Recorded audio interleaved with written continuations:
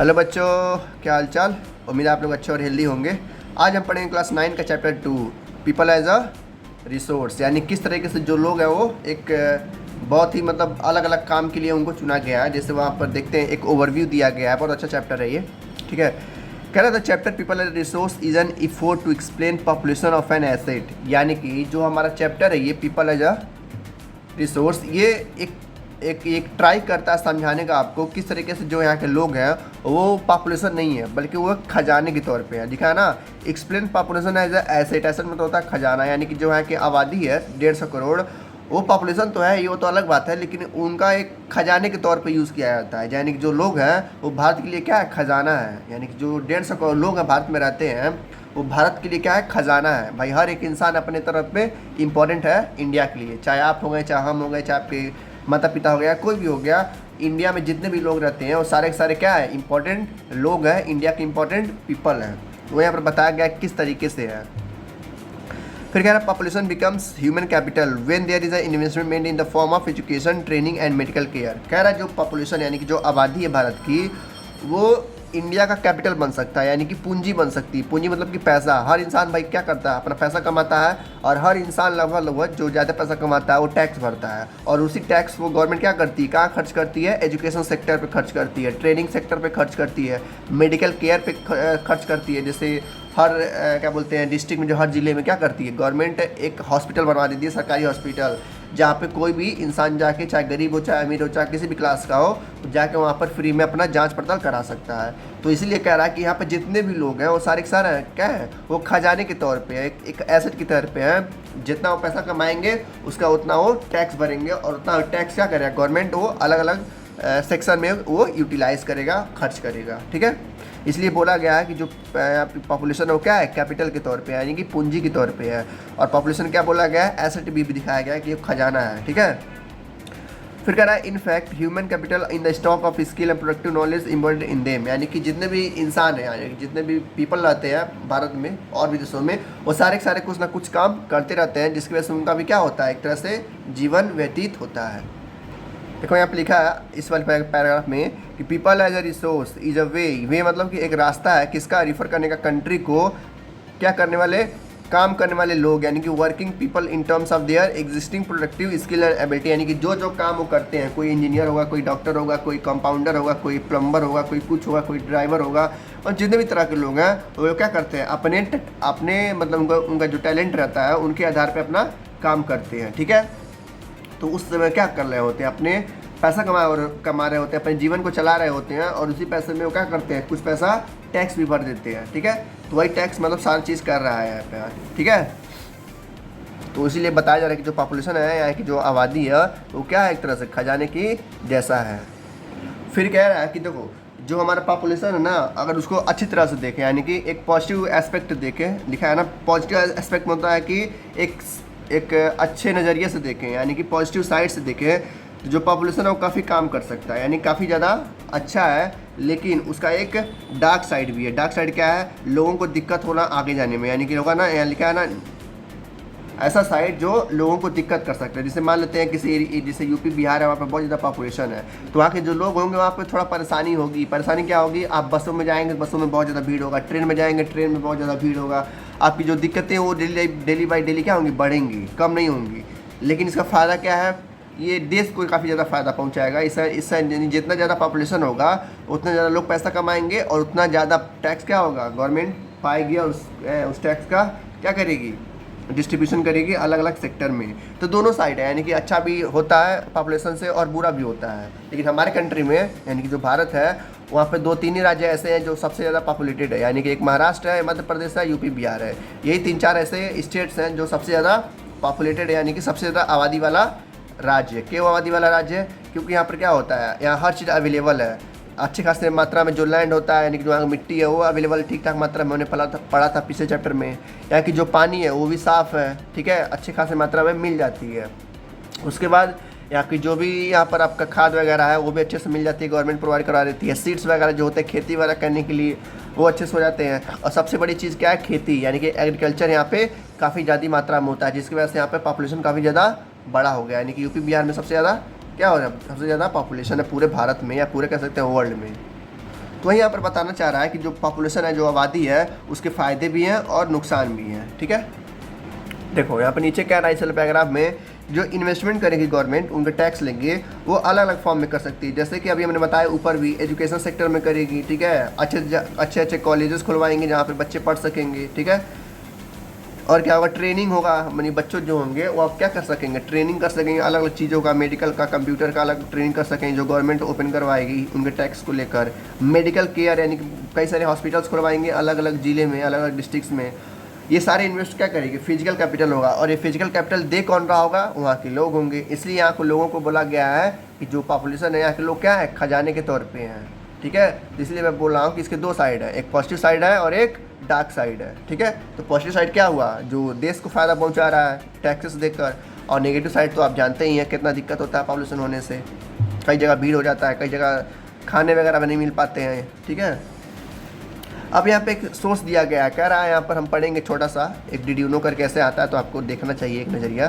कह रहा है इंडिया ग्रीन रेवोल्यूशन, यानी कि जब इंडिया में लाया गया था ये ग्रीन रेवोल्यूशन, इसका मतलब था कि ज़्यादा से ज़्यादा क्या करना, खेती करना हाई यील्डिंग सीड का यूज़ करके। हाई यील्डिंग सीड क्या होता है, देखो जो हाई यील्डिंग सीड्स होते हैं, यानी कि जो ये ऐसे सीड होते हैं जो काफ़ी अच्छे होते हैं, यानी कि जो जैसे मान लेते हैं गेहूँ बो रहे हैं। ठीक है, गेहूँ खेतों में लगा रहे हैं, तो जो हाई यील्डिंग सीड लगाएंगे तो वो जैसे मान लेते हैं जो पुराना गेहूँ था उससे आपके पास कितना हो रहा था, 1 किलो में 10 किलो हो रहा था। जैसे मान लेते हैं आप खेतों में क्या किए, 1 किलो गेहूँ लगाएं और 10 किलो हुआ। लेकिन जब आप ये वाला गेहूँ लगाएंगे हाई यील्डिंग वैरायटी सीड जो गवर्नमेंट दे रही थी उस समय में और अभी भी देती है, तो वहाँ पे अगर लगाते हैं आप 1 kg तो कितना पाएंगे, कम से कम 30 से 40 किलो गेहूँ पा जाएंगे। तो कौन अच्छा है, हाई यील्डिंग सीड है। तो यहाँ पर बताया जा रहा है, वही कह रहा है कि जब इंडिया में आया था ग्रीन रेवोल्यूशन, इसके आने से काफ़ी ज़्यादा मात्रा में क्या हुआ था, खेती बढ़ गई थी। क्यों बढ़ गई थी, इसीलिए बढ़ गई कि क्योंकि जो आपके फार्मर्स थे, जो आपके किसान थे, उनको काफ़ी ज़्यादा फ़ायदा हो रहा था। मान लो अगर उनका 1 एकड़ खेत है तो 1 एकड़ खेत में अगर 5 किलो या 10 किलो गेहूँ बोते थे तो 1 कुंटल 2 कुंटल गेहूँ हो जाता था, जिसकी वजह से उनको काफ़ी ज़्यादा फ़ायदा भी होता था और गवर्नमेंट को भी फ़ायदा होता था। जितना ज़्यादा खेती होगा उनको उतना ज़्यादा टैक्स मिलेगा। ठीक है, और जितना ज़्यादा टैक्स मिलेगा उतना ज़्यादा वो गवर्नमेंट का, इस कंट्री का क्या होगा, डेवलपमेंट करेंगे। ठीक है, इस तरीके से क्या होता है, पीपल क्या है, एज अ रिसोर्स काम करते हैं।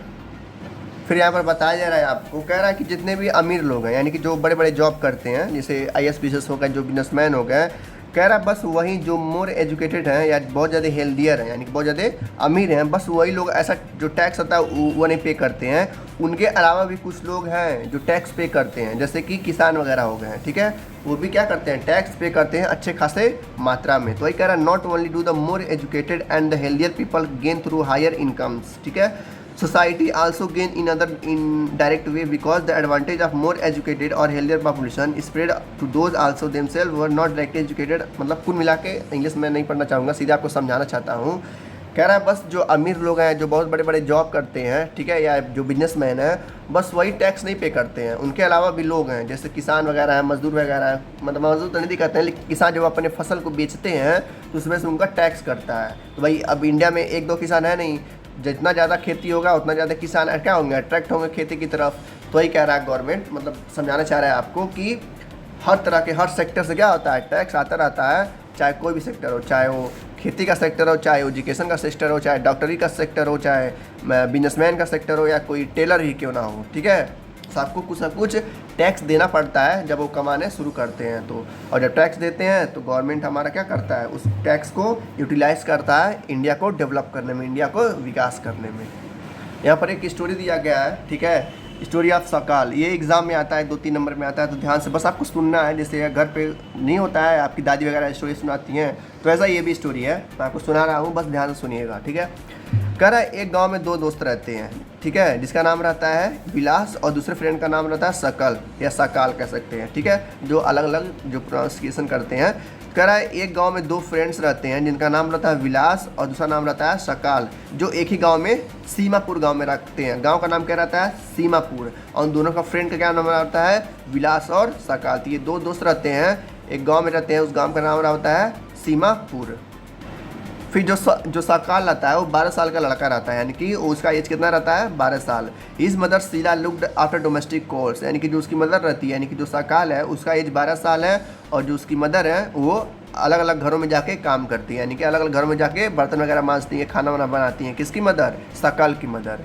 और जो उसके पिता है किसके पिता? सकाल के जो पिता हैं वो क्या करते हैं? दूसरे खेतों में जाके काम करते हैं। उनका क्या नाम है? उनका नाम है Buta Chaudhary. His father Buta Chaudhary worked in an agriculture field. देखो, जो सकाल है उसकी मदर जो है दूसरे घरों में जाके क्या करती हैं? काम करती हैं, और उसके जो पिता हैं वो खेती वगैरह को संभालते हैं। ठीक है, जो सकाल है वो अपनी, जो उसकी मदर है वो अपनी माँ की क्या करता है? हेल्प करता है घर वगैरह में खाना वगैरह बनाने के लिए। यानी कि जो वो घर में खाना वगैरह बनाती हैं, बर्तन वगैरह मांजती हैं, ठीक है, अपने घर में बात हो रही है, दूसरे घर में नहीं, अपने घर में काम करती हैं। सॉरी, मैं वहाँ पर ऊपर बोल दिया था दूसरे घरों में। तो क्या करती हैं अपने घरों में? जब मतलब देखो, जो इनके पिताजी हैं वो खेतों वगैरह का काम करते हैं, और जिनकी माँ है शीला, वो घर के कामों में व्यस्त रहती हैं। तो वही के बता रहा है, जो सकाल है वो अपनी माँ की हेल्प करता है अपने घरों में खाना वगैरह बनाने के लिए। जैसे मान लेते हैं इनकी मम्मी खाना बनाने जा रही हैं, तो क्या करेगा? प्याज वगैरह कटवा देगा। ठीक है, मम्मी क्या करेंगी? कपड़ा धोने जा रही है तो पानी वगैरह का जुगाड़ कर देगा। इस तरीके से जो सकाल वो क्या करता है? अपनी जो उनकी माँ है वो हेल्प करता रहता है घरों में, और पिता क्या करते हैं? बाहर खेती करते हैं। और फिर बता रहा है जो सकाल है वो अपने यंगर ब्रदर, यानी कि 2 भाई हैं और 1 बहन है, उनका क्या करता है? ध्यान वगैरह रखता है। जिससे क्या है, he looked after the younger brother Jeetu, यानी कि जो उसका यंगर ब्रदर है, ठीक है, जो छोटा भाई है उसका नाम क्या है? जीतू नाम है। और उसकी बहन का क्या नाम है? सिस्टर का सीतू, यानी कि जीतू सीतू। 2 उसके एक बहन 1 भाई, यानी कि 3 लोग हैं। ठीक है, अभी हमने इतना जाना है कि 2 फ्रेंड रहते हैं एक गांव में, जिस गांव का नाम रहता है सीमापुर। अब स्टोरी पढ़ रहे हैं पहले किसका? सकल का। सकल की माँ रहती है घर में काम करती हैं, सकल के पिता रहते हैं फील्ड में काम करते हैं। फील्ड यानी कि खेतों में काम करते हैं। वो सकल जो है अपनी माँ का हेल्प कराता है और अपने भाई और बहन को भी देख रेख करता है। फिर बता रहा है कि जो सकल है उसके एक अंकल भी हैं, अंकल यानी कि चाचा कह सकते हैं, चाचा हैं, इनका नाम श्याम है। श्याम क्या कह रहे हैं? कह रहा है कि जो उनके अंकल श्याम है वो एक मैट्रिकुलेशन एग्ज़ाम होता है उसको पास कर चुके हैं, लेकिन उनके पास कोई भी जॉब नहीं है, और घर में वो क्या बैठे हैं? ऐसे आइडल होके बैठे हैं, यानी कि लापरवाही तरीके से वो बैठे हुए हैं, कोई काम धंधा नहीं करते हैं। किसके? उसके चाचा है जिसका नाम है श्याम।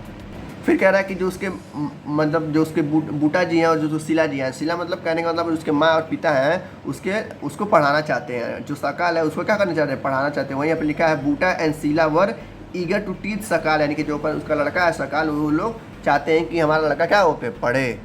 वो उससे क्या करते हैं? फोर्स करते हैं कि तुम गांव वाला जो स्कूल है उसको ज्वाइन कर लो। ठीक है, यानी गांव में एक स्कूल रहता है सकाल के, उसके पिता मम्मी कहते हैं, माता और पिता कहते हैं कि तुम क्या करोगे ऐसे बैठ के, जाओ स्कूल को ज्वाइन कर लो और वहाँ पे पढ़ाई करो। फिर वो जाता है वहाँ पर गांव के स्कूल में, क्या कर रहा है? एडमिशन करा लेता है और हायर सेकेंडरी स्कूल एग्जामिनेशन वहाँ से पास करता है गाँव के स्कूल से। जब वहाँ पे हाई स्कूल जब वहाँ पे ख़त्म कर लेता है तो उसको पिता क्या करते हैं? उसको आगे पढ़ाने के लिए बैंक से लोन ले लेते हैं उसके स्टडी के लिए, यानी कि उसको पढ़ाई करने के लिए, आगे की पढ़ाई करने के लिए उसके पिता जो है बीटू चौधरी बैंक से लोन ले लेते हैं उसको पढ़ाने के लिए सकाल को।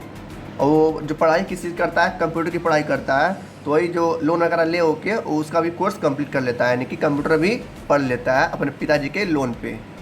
जब उसका जॉब का मतलब उसका जो कोर्स जब कंप्लीट हो जाता है तो कुछ समय बाद, यानी कि 5-6 महीने बाद उसको जॉब भी मिल सकती है, मतलब मिल जाती है अच्छे प्राइवेट कंपनी में, और अच्छा खासा कमाने लगता है सकल।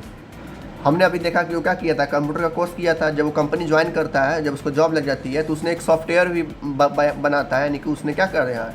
उसने कोडिंग का यूज़ करके एक सॉफ्टवेयर बनाता है, जो सॉफ्टवेयर काफ़ी ज़्यादा फेमस भी हो जाती है और काफ़ी ज़्यादा बिक भी जाती है, जिसकी वजह से उसका जो बॉस रहता है उसको और ज़्यादा क्या करता है, मतलब कह सकता है कि और ज़्यादा पोस्ट पे बैठाता है। जैसे मान लेते हैं अगर पहले पाता था 40,000 तो अब कितना पड़ता है? 60-70 हज़ार पाता है। क्यों पाता है? क्योंकि उसने एक सॉफ्टवेयर बनाया था जो काफ़ी ज़्यादा फेमस हुआ और काफ़ी ज़्यादा हिट हुआ, जिसकी वजह से उसके बॉस ने क्या किया? उसको क्या कर दिया? प्रमोशन दे दिया। ठीक है, तो ये कहानी था अभी सकाल का। अभी उसका दोस्त का जो है जिसका नाम विलास है, उसका कहानी देखना बाकी है। अब कहानी आएगी हमारा स्टोरी ऑफ विलास की, यानी कि जो उसका फ्रेंड था। ठीक है, अब देखो कह रहा विलास वाज एन 11 ईयर ओल्ड, यानी कि उसका दोस्त था वो 11 साल का था, और वो कितना था? सकाल 12 साल का था। ठीक है, रिसाइडिंग इन द विलेज अ सकाल, जो उसी गांव में रहता सबको पता है। जो विलास के जो फादर हैं उनका नाम महेश था। क्या नाम था? Mahesh. Was a fisherman. Mahesh कौन थे? मछली मतलब मछली वगैरह मार के उसको मार्केट में बेचते थे। किसके पिता? विलास के पिता। यहाँ पर बताया जा रहा है कि जब 2 साल का था तो उसके पिताजी क्या कर दिए? पास्ट कर दिया, यानी कि बेचारे मर गए किसी कारणवश, हो सकता है कहीं कुछ हो गया हो, जिसकी वजह से क्या हुआ? His mother Geeta sold fish to earn money, जिसकी वजह से उसकी माँ ने क्या कर दिया? वो धंधा शुरू कर दिया और मछली बेचना शुरू कर दिया, जिसकी वजह से उसका घर चल सके। किसका घर? विलास का घर। यानी कि अभी हमने देखा कि जो जो विलास के पिताजी थे वो क्या थे, नाम था उनका महेश, और मछली मतलब का धंधा कर देते। लेकिन वो जब 2 साल का था, यानी कि जब बच्चा था वो, तो उसके पिताजी किसी कारणवश बेचारे मारे गए, जिसकी वजह से उसकी माँ ने क्या किया, उस बिज़नेस को कंटिन्यू रखा और मछली बेचना जारी रखा, जिसकी वजह से उसका घर वगैरह चल सके। यहाँ पर बताया जा रहा है कि वो क्या करती थी, लैंड ओनर से पॉन्ड में एक जो कह सकते हैं जो एक पोखरा या तालाब होता है, वहाँ से मछली खरीदती थी और मार्केट में जाकर उसको बेचती थी। और दिन भर का जो कमाई था वो 20 से 30 रुपया पर डे का था, यानी कि एक दिन में लगभग वो 20 से 30 रुपया कमाती थी मछली बेच के। कौन? उसकी मदर। ठीक है, क्या नाम है उनका? गीता नाम है, याद रखिएगा, नाम बहुत मैटर करता है। बाद में जो इसका बेटा रहता है, क्या नाम रहता है उसका? विलास। विलास को एक बीमारी पकड़ लेती है, ठीक है, जिसका नाम है अर्थराइटिस। अर्थराइटिस बहुत ही खतरनाक बीमारी होती है जो विलास हो जाता है। तो उसकी मदर इतना पैसा नहीं कमा पाती है कि उसको डॉक्टर के पास या हॉस्पिटल में लेके जाए।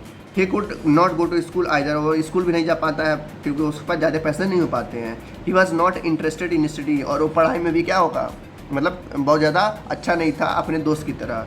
ही help his mother in cooking and also look after younger brother Mohan, यानी कि जो विलास था वो अपनी जो माँ थी उसकी, उसमें हेल्प कराता था मछली बेचने में, और अपने छोटे भाई जिसका नाम था मोहन, उसको भी क्या रहता था, देख रेख करता था।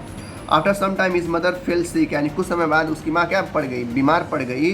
And there was no one to look after her, यानी कोई नहीं था उसको देखने वाला, उसको क्या करने के लिए, उसको देख रेख करने के लिए। उसकी माँ भी क्या पड़ गई, बीमार पड़ गया, और वो पहले से बीमार था, उसको अर्थराइटिस हुआ था।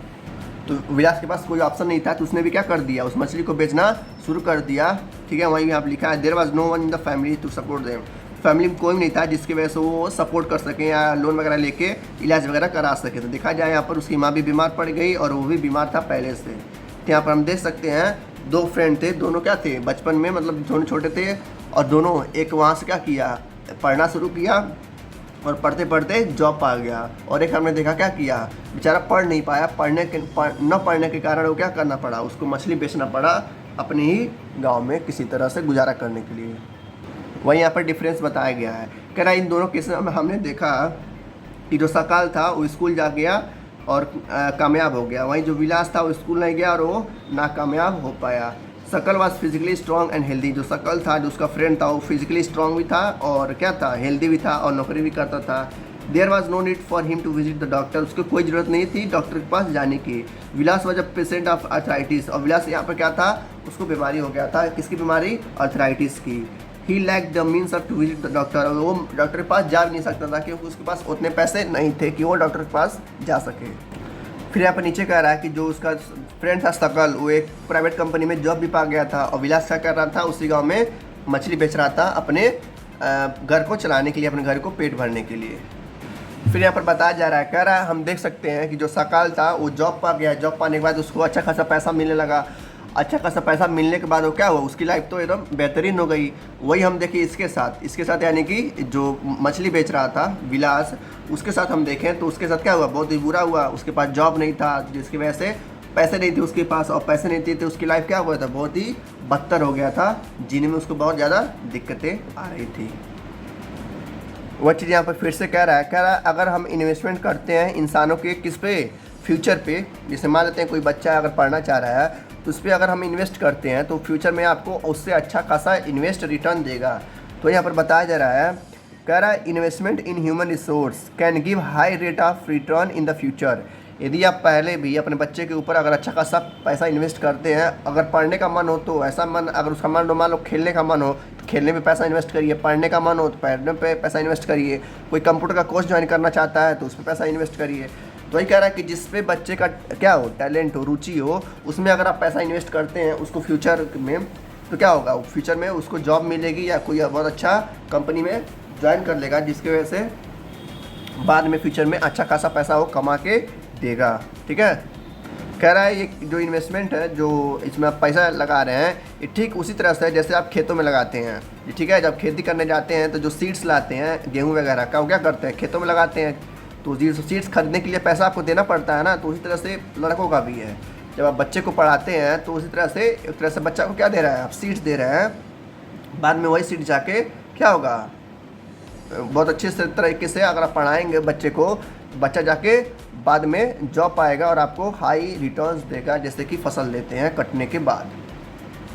फिर हम बता रहा है कि जिसके पेरेंट्स एजुकेटेड होते हैं वो अपने बच्चे को तो 100% पढ़ाते हैं। क्यों पढ़ाते हैं?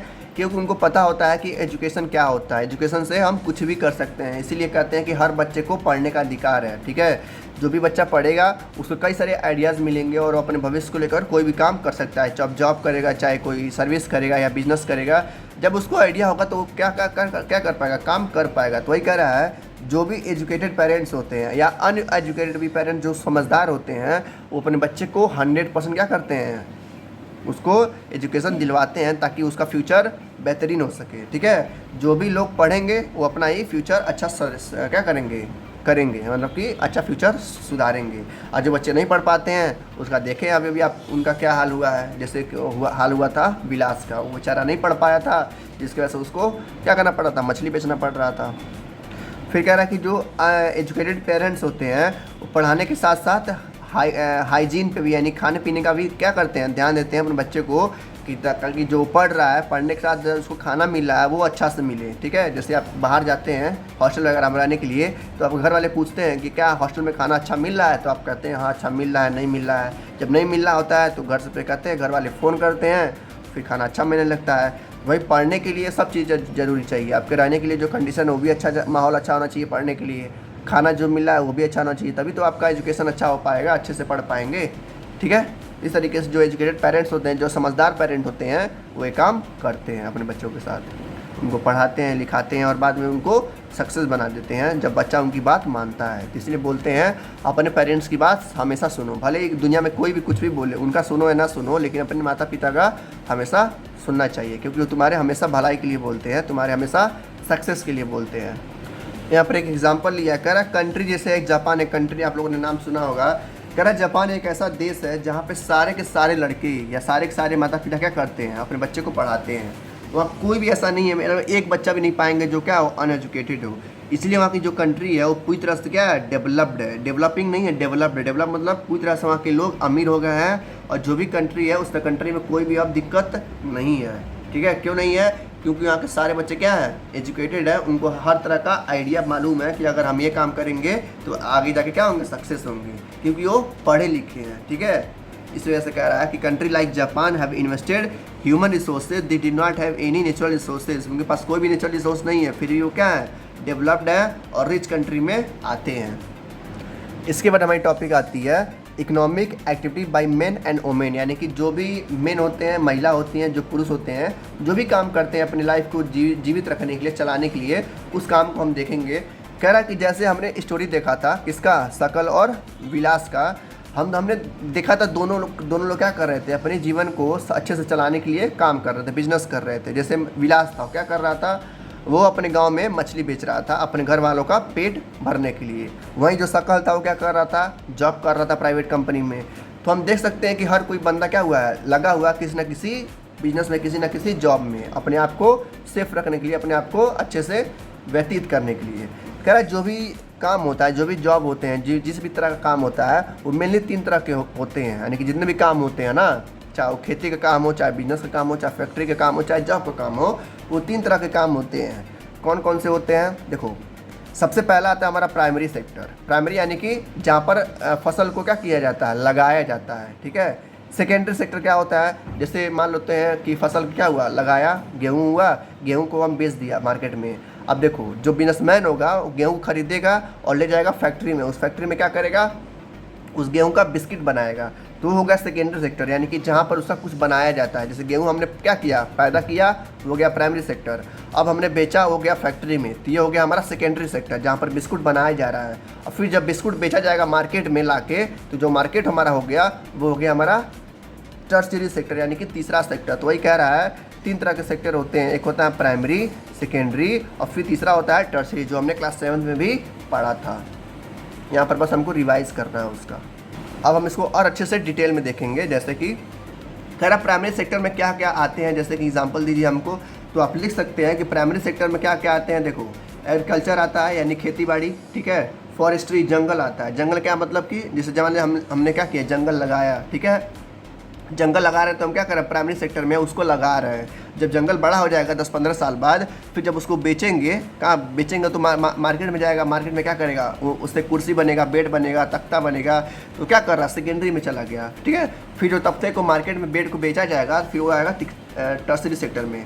तो प्राइमरी में क्या क्या आ गया, एग्रीकल्चर आ गया, फॉरेस्ट्री आ गया, एनिमल हस्बेंड्री आ गया जहाँ पर जानवरों को पाला जाता है, ठीक है। फिशिंग यानी कि मछली को पालना, ये सब क्या आ गया प्राइमरी सेक्टर में। पोल्ट्री फार्मिंग यानी कि मुर्गी पालन जो होती है वो भी किस में आती है, प्राइमरी सेक्टर में आती है। माइनिंग करना, क्वेरिंग करना, ठीक है। Manufacturing is needed in secondary sector, यानी कि जो भी चीज़ बनाया जाता है वो सेकेंडरी सेक्टर में आता है, ठीक है। और जो भी चीज़ उत्पाद किया जाता है यानी कि प्रोड्यूस किया जाता है, बनाया जाता है, वो कहाँ पर आता है, प्राइमरी सेक्टर में, यानी कि पहले सेक्टर में, ठीक है। ये हो गया पहला। अब देखो कह रहा जो सेकेंडरी सेक्टर है, सिंपली हम कह सकते हैं secondary sector equal to manufacturing, यानी कि जो भी चीज़ बनाया जाता है, चाहे वो लकड़ी का तख्ता बनाया जाए, बेड बनाया जाए, कुर्सी बनाया जा रहा हो, ठीक है, या गेहूं का बिस्किट बनाया जा रहा हो, आटा बनाया जा रहा हो, या कोई भी दुनियावी चीज़ ब्रेड वगैरह बनाई जाती है, वो आता है किसमें, सेकेंडरी सेक्टर में। तो हम सिंपली कह सकते हैं कि सेकेंडरी सेक्टर यानी कि मैन्युफैक्चरिंग, ठीक है। ये हो गया हमारा सेकेंडरी सेक्टर में। इसमें क्या क्या आते हैं सेकेंडरी में, ट्रेड आता है यानी कि व्यापार आता है, ट्रांसपोर्टेशन आता है, ठीक है, कम्युनिकेशन आता है, बैंकिंग आता है, education, health, tourism, services, insurance, ये सब किस में आते हैं, ट्रेड सेकेंडरी में, ठीक है। अब आते हैं टर्सरी में। टर्सरी में क्या करता है, इसी को चीज़ों को बेचा जाता है, ठीक है। जैसे मान लेते हैं अभी कोई भी सामान हमने खरीदा, जब बेचेंगे उसको तो हम क्या आएगा, टर्सरी में आ जाएगा। फिर कह रहा है the activity in the sector result in the production of goods and services, यानी गुड्स मतलब होता है सामान, सामान और सर्विस को क्या करते हैं हम, प्रोड्यूस करते हैं और उसको बेचते हैं, ठीक है। These activities add value to the national economic activity, ये जो भी हम एक्टिविटी करते हैं प्राइमरी सेकेंडरी टर्सरी में, जो हम प्रोड्यूस कर रहे हैं, जिसको हम बना रहे हैं, जिसको हम बेच रहे हैं, ये सब क्या होता है, नेशनल लेवल पे हमारे देश को विकास में हेल्प करता है, ठीक है। अब आप सोच रहे होंगे कि हेल्प कैसे करेगा। देखो जैसे मान लेते हैं हमने गेहूँ को क्या किया, प्रोड्यूस किया, ठीक है। तो क्या हुआ, इस साल गेहूँ बहुत ज़्यादा मात्रा में प्रोड्यूस हो गया। जब बहुत ज़्यादा मात्रा में प्रोड्यूस हो जाएगा तो गेहूँ को अच्छे से यूटिलाइज़ करने के लिए गवर्नमेंट क्या करेगी, उसको बेच देगी दूसरे कंट्री में। जब दूसरे कंट्री में बेचेगी तो ज़्यादा पैसे मिलेंगे, ठीक है। इस तरीके से हमारे गवर्नमेंट को भी फ़ायदा होता है जब कोई भी चीज़ ज़्यादा प्रोडक्शन होता है तो, ठीक है। इन्हीं एक्टिविटीज़ को हम क्या कहते हैं, इकोनॉमिक एक्टिविटीज़ कहते हैं, यानी कि जो भी हम चीज़ प्राइमरी में कर रहे हैं, सेकेंडरी में कर रहे हैं, टर्सरी में कर रहे हैं, उन एक्टिविटीज़ को हम बोलते हैं इकोनॉमिक एक्टिविटीज़। अब कह रहा है इकोनॉमिक एक्टिविटीज़ दो पार्ट होते हैं, यानी कि जो इकोनॉमिक एक्टिविटी है हमारा जिस टॉपिक हम पढ़ रहे हैं उसके दो हिस्से हैं। क्या क्या हिस्से हैं, मार्केट एक्टिविटीज़ यानी कि जो भी काम मार्केट में होता है, ठीक है, और दूसरा है नॉन मार्केटिंग एक्टिविटी यानी कि जो काम मार्केट में नहीं होते हैं। अब क्या क्या होता है मार्केटिंग और नॉन मार्केटिंग, और अच्छे से देखते हैं। कह रहा मार्केटिंग एक्टिविटीज़ वो होता है जिसमें क्या होता है, to anyone who performs, यानी कि जो एक्टिविटी करता है, जैसे एक्टिविटी परफॉर्म टू पे और प्रॉफिट, यानी कि एक्टिविटी मतलब होता है काम करना, कोई ऐसा काम करना जिसकी वजह से क्या करना हो, प्रॉफिट पे करना हो, यानी कि प्रॉफिट आपको फ़ायदा हो। जैसे मान लेते हैं क्या कर रहे हैं आप, कोई भी बिस्किट वगैरह है, आपने क्या किया, बंडल में लाया और उसको बेचा, तो बेचेंगे तो आपको प्रॉफिट तो होगा ही। ये हो जाएगा मार्केटिंग एक्टिविटी, यानी कि आप क्या कर रहे हैं, मार्केटिंग कर रहे हैं, यानी कि आप उसको सामान को बेच रहे हैं। जब कोई भी सामान को आप बेचेंगे तो वो किस में आएगा, मार्केटिंग एक्टिविटीज़ में आएगा, ठीक है। This include production of goods and services including government services, ये हो गया हमारा मार्केटिंग। दूसरा आता है हमारा नॉन मार्केटिंग। अब नॉन मार्केटिंग में क्या आ जाएगा, are the production of for self consumption, यानी खुद के लिए क्या करना, प्रोड्यूस करना। जैसे मान लेते हैं जो छोटे छोटे किसान होते हैं जिसके पास 1 एकड़ या मतलब उससे कम ज़मीनें होती हैं, वो जब खेती करते हैं तो बस जो खेती होती है, जो प्रोडक्शन होता है, गेहूँ चावल होते हैं, बस उन्हीं के लिए होता है, तो उसे वो हो गया नॉन मार्केटिंग। अगर मान लो अगर वो 1 किलो गेहूँ बोते हैं, अगर 15 किलो गेहूँ होता है तो उसको बेचेंगे नहीं, वो क्या करेंगे, उसको खुद के लिए बचा के रखेंगे ताकि साल भर उनका क्या हो सके, पेट वगैरह भर सके। तो हो गया नॉन मार्केटिंग, यानी जहाँ पर सामानों को बेचा जाना जाता हो। तो सिंपल से हम क्या कर सकते हैं, मार्केटिंग यानी कि जहाँ पर सामान को बेचें, और नॉन मार्केटिंग यानी कि जो सामान को अपने लिए यूज़ करें, ठीक है। तो हो गया मार्केटिंग और नॉन मार्केटिंग। फिर यहाँ पर कह रहा है आप लोगों ने बहुत पहले से, यानी कि बहुत पहले इतिहासों में लिखा जा चुका है और आपने देखा भी होगा कि ज़्यादातर यानी कि लगभग 80 से 85% औरतें ऐसी होती हैं जो घर में काम करती हैं, यानी कि घर में रह के घर का काम करती हैं, घर का झाड़ू पोछा करती हैं, घर का खाना बनाती हैं, बच्चों का ध्यान देती हैं, ठीक है। ये सब काम होता है औरतों का। मतलब बताया जा रहा है यहाँ पे कि जो ज़्यादातर औरतें होती हैं, वुमेन होती हैं, वो डोमेस्टिक काम करती हैं, यानी घरों के काम करती हैं। वहीं जो ठीक इनका अपोजिट होता है कौन, मेल्स जो होते हैं, यानी कि जो मेन होते हैं, जो पुरुष होते हैं, वो ज़्यादातर बाहर जाकर काम करते हैं, फैक्ट्री में काम करते हैं, फील्ड में काम करते हैं, जॉब वगैरह करते हैं। ठीक है, दो चीज़ हमने देखा कि जो औरतें होती हैं वो ज़्यादातर घर में काम करती हैं, जो मेन होते हैं, जो पुरुष होते हैं, वो बाहर जाके काम करते हैं। लेकिन अभी जो हमने पीछे स्टोरी पढ़ा था, ठीक है, उसमें हमने देखा कि जो इसकी माँ थी, कौन, शकल की जो माँ थी शीला, वो घर का खाना बना रही थी, बर्तन साफ़ कर रही थी, कपड़े धो रही थी, हाउस को साफ़ कर रही थी, ठीक है, बच्चों का ध्यान दे रही थी। और जो शकल का पिता था बूटा चौधरी, वो घर में बाहर काम कर रहा था, ठीक है, पैसा कमाने के लिए। लेकिन हमने देखा ठीक जब उसका दोस्त था, जो उसका दोस्त क्या नाम था, विलास नाम था, उसने वहाँ पर हमने देखा कि जो उसकी माँ थी शीला, वो क्या कर रही थी, वो खुद ही बिजनेस कर रही थी और खुद ही घर का काम भी कर रही थी, यानी कि दोनों काम कर रही थी, यानी कि बाहर भी काम कर रही थी और घर के भी काम को वो देख रही थी। तो आप हम देख सकते हैं कि यहाँ की जो औरतें हैं वो क्या कर रही हैं, पैसे कमाने के लिए बाहर भी काम कर रही हैं, ठीक है, और घर पे आके खाना वगैरह भी, बर्तन वगैरह भी, साफ़ सफाई भी करना पड़ता है। क्यों करना पड़ता है, क्योंकि वो बेचारी खुद पे डिपेंड है, यानी कि सेल्फ डिपेंड है, दूसरों पे डिपेंड नहीं है।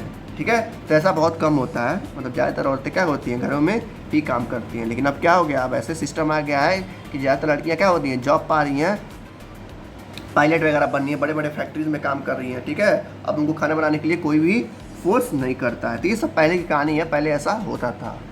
यहाँ पर एक चीज़ और बताया गया है, कह रहा है जो मेजॉरिटी है वुमेन का, मतलब कि मेजॉरिटी ऑफ वुमेन, यानी कि जो ज़्यादातर औरतें, अगर मान लेते हैं 100 औरतें हैं, तो 100 औरतों में से पहले की बात हो रही है, 2010 की पहले की बात हो रही है, कह रहा 100 औरतों में बस 80% औरतें ऐसी थी जो पढ़ी लिखी नहीं थी, बाकी जो 20% औरतें थी वो पढ़ी लिखी थी। इसलिए कह रहा है कि जो पहले की ज़्यादातर औरतें थी वो क्या करती थी, घरों में रह के खाना वगैरह बनाती थी। और ठीक इसका उल्टा होता था किसमें, पुरुषों में, यानी कि 100 लोग अगर मान लेते हैं 100 क्या है मेल है, तो 100 में से 80 लोग ऐसे होते थे जो पढ़े लिखे होते थे, बाकी 20% अनएजुकेटेड होते थे। तो ज़्यादातर देखा जाए तो औरतों के साथ ये भेदभाव किया जाता था, क्योंकि पहले औरतों को पढ़ाया नहीं जाता था। ठीक है, लेकिन अब ऐसा नहीं होता है। अब क्या हो रहा है, दोनों को पढ़ाया जाता है, यानी कि लेडीज़ को भी और मेल को भी, यानी कि फीमेल मेल दोनों को पढ़ाया जाता है। उनको अपर हायर स्टडीज़ के लिए भी भेजा जाता है बाहर, ताकि जाओ बाहर पढ़ो और अच्छे से अपना फ्यूचर सक्सेस बनाओ। ठीक है, ये सब पहले की कहानी है। तो पहले ऐसा होता था, ठीक है, अब ऐसा नहीं होता है। अब खुद ही लड़कियाँ क्या करती हैं, यूपीएससी की तैयारी करती हैं और IAS PCS भी बन के पूरे देश में नाम रोशन करती हैं। देखो, इसके बाद टॉपिक आता है हमारा क्वालिटी ऑफ पॉपुलेशन, यानी कि इसमें बताया जा रहा है कि हमारे देश में इतना पॉपुलेशन बढ़ा क्यों।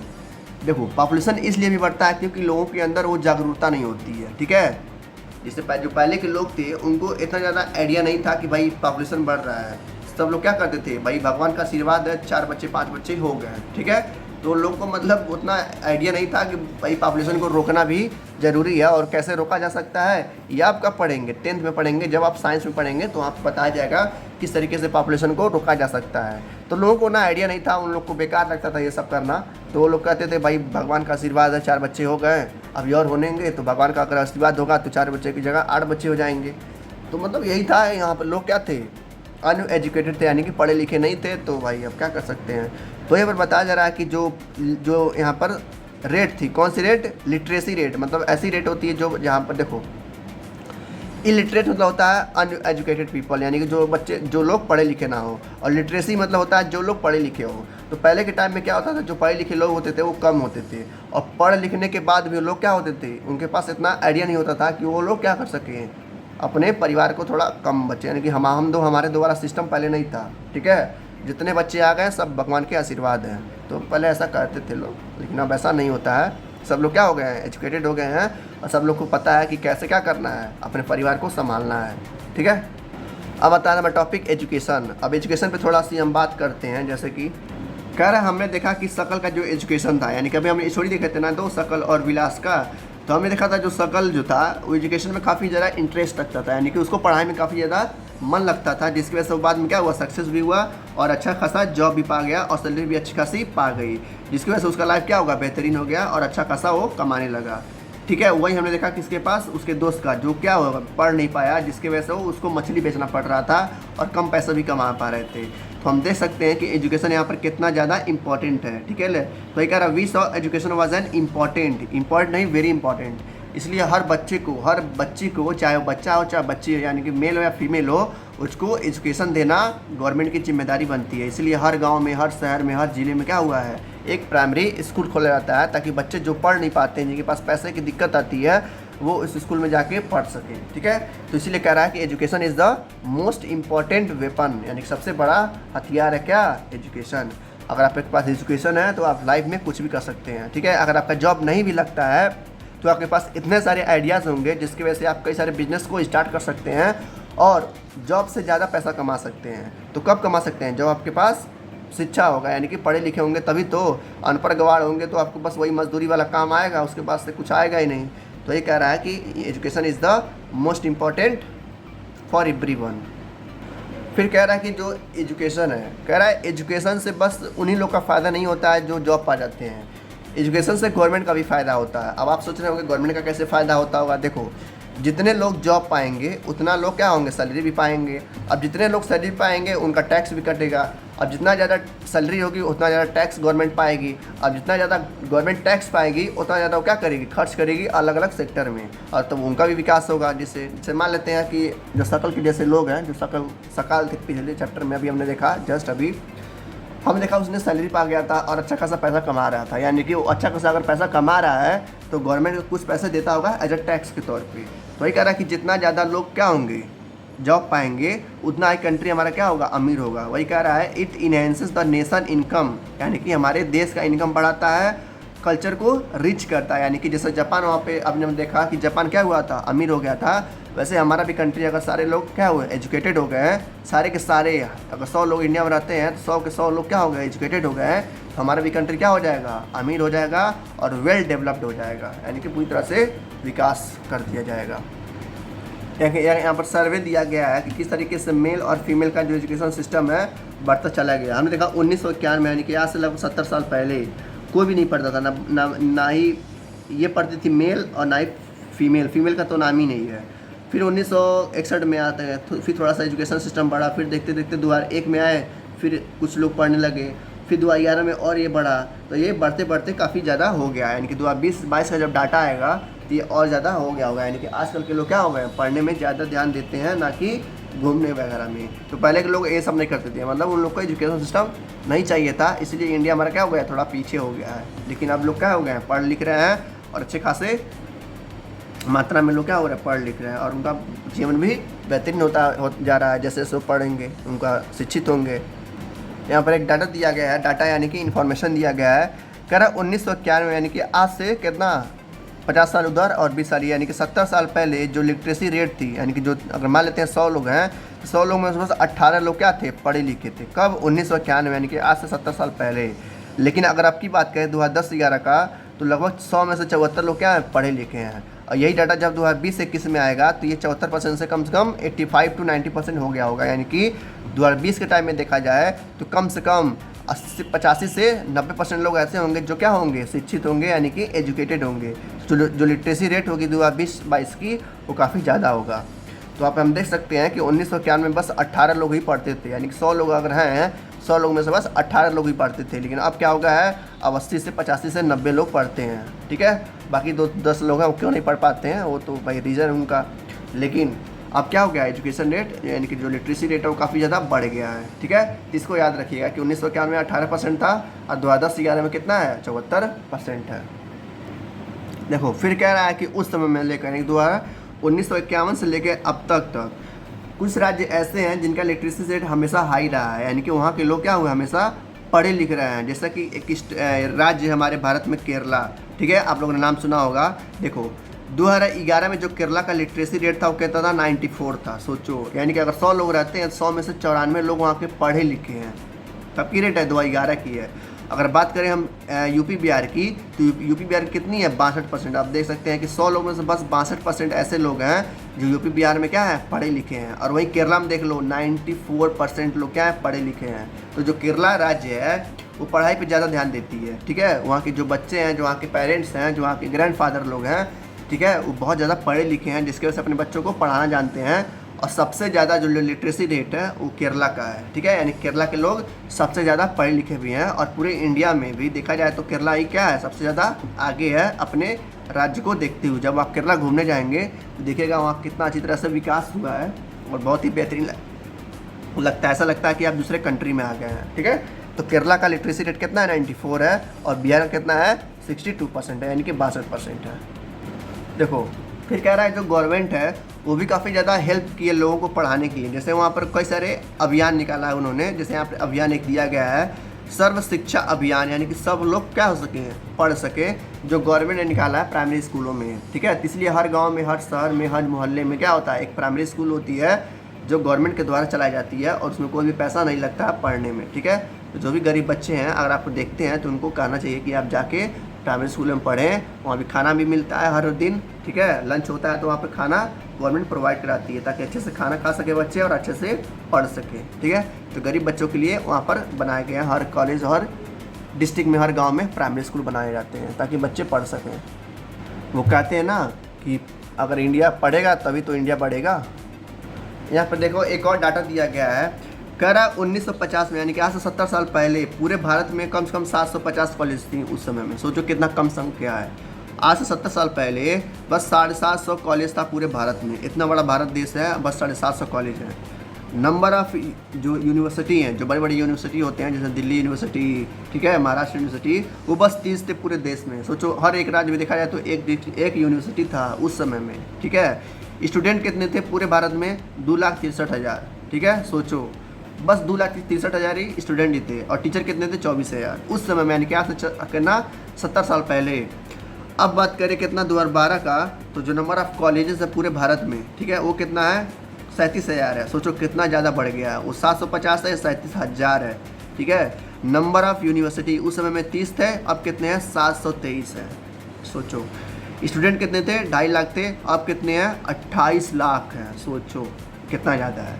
पहले टीचर 24,000 थे, अब कितने हैं, लगभग 5 लाख टीचर हैं, यानी 4,52,000 टीचर हैं। तो देख सकते हैं कि लिटरेसी रेट कितना तेज़ी से बढ़ा है, और ये बढ़ता चला जाएगा, जिसकी वजह से आने वाला जो समय होगा हमारे भारत देश का वो बहुत ही बेहतरीन होगा। हम भी लोग क्या करे जाएंगे, डेवलप कर जाएंगे, और हमारे पास भी काफ़ी ज़्यादा पैसा होगा, ठीक है। कब होगा, जब हम लोग पढ़े लिखेंगे अच्छे से, तभी तो होगा पैसा। तो ये था हमारा एजुकेशन सेक्टर, ठीक है। अब आते हैं हम किस में, हेल्थ सेक्शन में, यानी कि हेल्थ केयर को लेके देखते हैं कहाँ पर ज़्यादा हेल्थ लिटरेसी रेट है, यानी कि हेल्थ जो सेक्टर है, कौन सा राज्य सबसे बढ़िया हेल्थ सेक्टर रखता है अपने पास, ठीक है। तो वो भी अभी देखेंगे केरला ही आएगा। केरला सबसे बड़ा ऐसा राज्य है जहाँ पे हेल्थ सेक्टर सबसे बढ़िया और सबसे बेस्ट माना जाता है, ठीक है।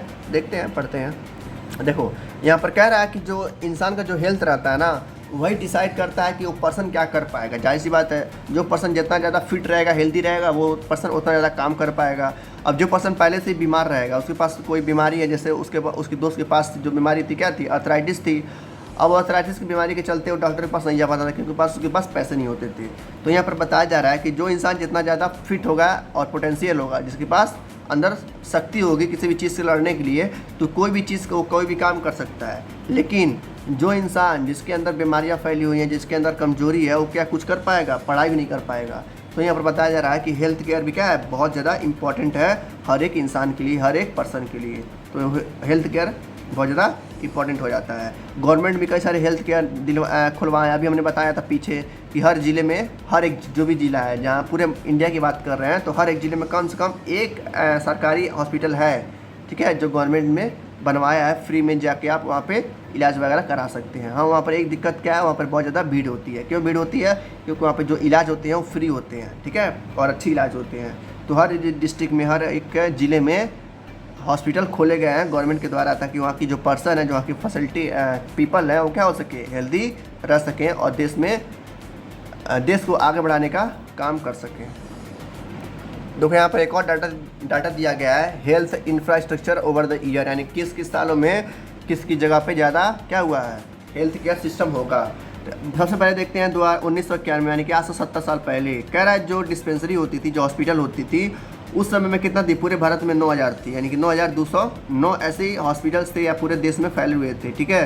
कितने बेड्स थे हॉस्पिटल में, 1,17,000। सोचो आज से 70 साल पहले कम से कम 100 करोड़ या 80 करोड़ लोग थे।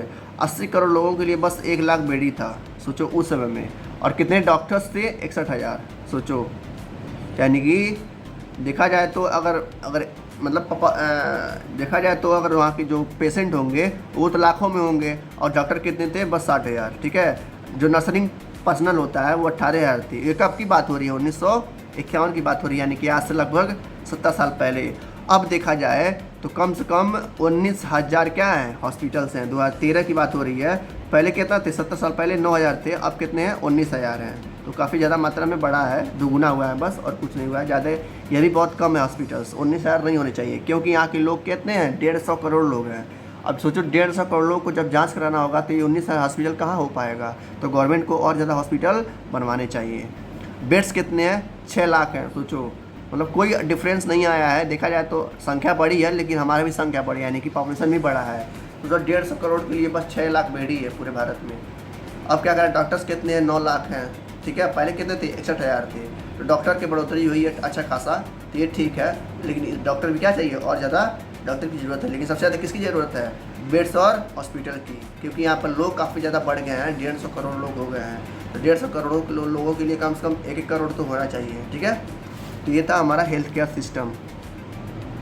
देखो यहाँ से आपसे क्वेश्चन में पूछा है, क्या कह रहा है, क्या आपको लगता है कि अभी भी डॉक्टर और नर्सेज या हॉस्पिटल की ज़रूरत है इंडिया में? हाँ, एकदम है भाई। इतना ज़्यादा अगर पॉपुलेशन बढ़ रही है तो उसके लिए हॉस्पिटल भी तो चाहिए, डॉक्टर भी तो चाहिए, बेड भी चाहिए। तो इन संख्या मतलब ये सब चाहिए, यानी कि डॉक्टर भी चाहिए, बेड्स भी चाहिए और हॉस्पिटल्स भी चाहिए। फिर कह रहा है, what other facility would you like to provide in hospital? पूछ रहा है आपसे, हॉस्पिटल में जो फैसिलिटी होती है उनके अलावा और कौन सी फैसिलिटी प्रोवाइड करा सकते हैं? हाँ भाई, करा सकते हैं। क्या हो सकता है? हॉस्पिटल में बहुत ज़्यादा भीड़ होता है, तो भीड़ को व्यवस्था कराने के लिए हम वहाँ पर क्या करा सकते हैं? वहाँ पे बेंच वगैरह लगवा सकते हैं, बैठने के लिए पंखा लगवा सकते हैं, ताकि लोगों को आराम से बैठने का मौका मिले। इस तरीके से मतलब क्या गवर्नमेंट कई सारी चीज़ें कर सकता है हेल्थ केयर को सुधारने के लिए।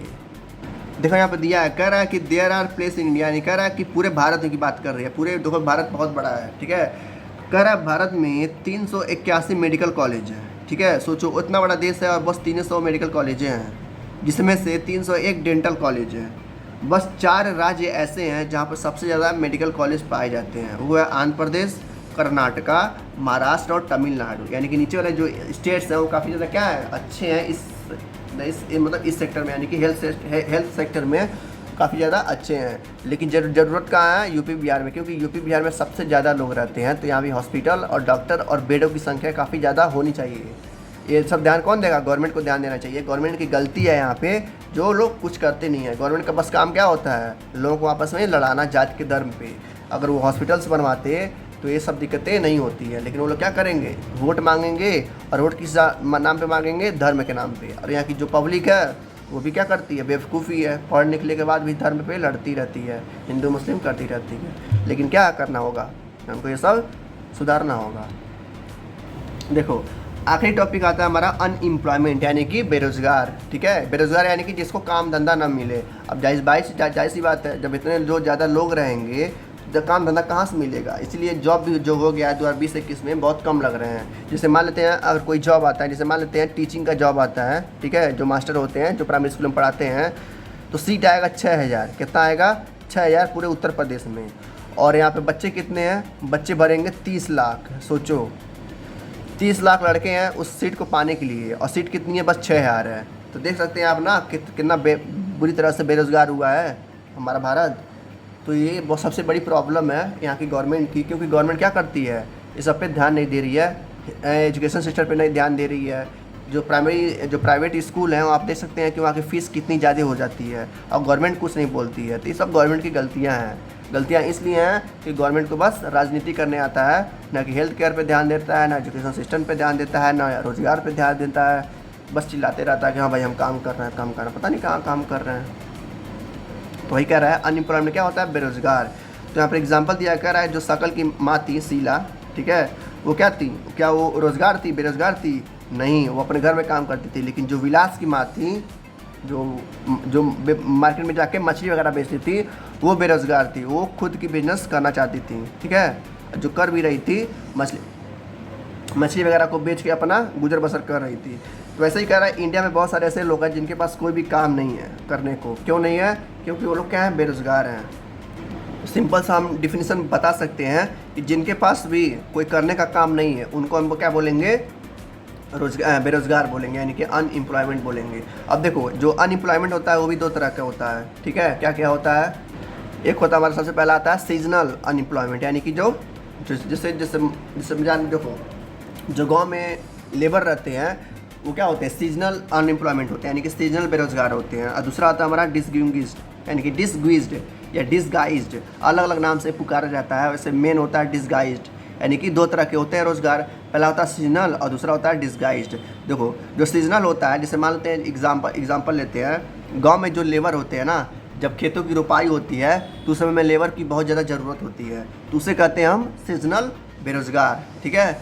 जब बहुत ज़्यादा ज़रूरत होती है तो लेबर मिल जाते हैं, वहीं जब खेतों की जो रोपाई वगैरह हो जाती है तो काम ख़त्म हो जाता है, जिसकी वजह से जो वहाँ के लेबर होते हैं वो बेरोज़गार होते हैं, उनको कोई काम नहीं होता है करने के लिए, तो उसको बोलेंगे हम सीजनल अनएम्प्लॉयमेंट। जैसे यहाँ पर दिया है, अच्छे से समझाया है, देखो लिखा भी है, seasonal unemployment happens when people are not able to find jobs during some month of the year, यानी कि पूरे साल में 3-4 महीना ऐसा आता है जिसकी वजह से लेबरों को काम नहीं मिल पाता है, तो उसको बोलेंगे हम सीजनल, यानी कि सीजन के तौर पे जब मौसम आता है तो उनको काम नहीं मिल पाता है क्योंकि कोई काम नहीं रहता है करने के लिए, तो उसको हम क्या बोलेंगे, seasonal unemployment. People depend upon agriculture using, देखो एग्रीकल्चर वाला काम दिया जो मैंने वही समझाया है ना, कि जब रोपाई होती है तो लेबर की ज़रूरत होती है तब काम मिल जाता है, जब वही रोपाई ख़त्म हो जाती है तो कुछ महीनों के लिए 3-4 महीनों के लिए लेबरों के पास कोई काम नहीं होता है, तो उसको बोलते हैं हम सीजनल अनएम्प्लॉयमेंट, ठीक।